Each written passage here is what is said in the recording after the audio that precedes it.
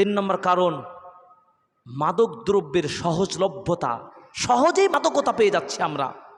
এই যে বললাম হাতের মুঠেই একটা মাদকতা পেয়ে গেছি, যদিও ডিরেক্ট মদ নয়, যদিও ডিরেক্ট এটা বেরি সিগারেট তামাক নয়, কিন্তু এগুলোর চাইতে এটা কম।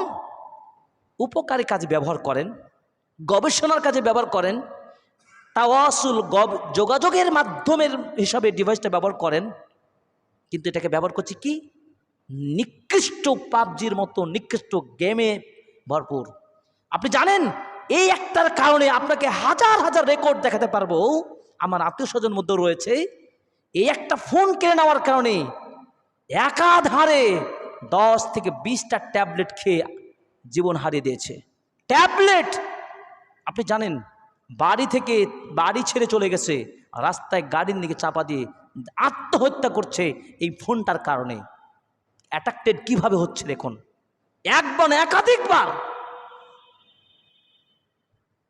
এরকম আমার নিজ আত্মীয় স্বজনের মধ্যে আমাদের কিছু ছেলেদের আমি নিজে লক্ষ্য করছি।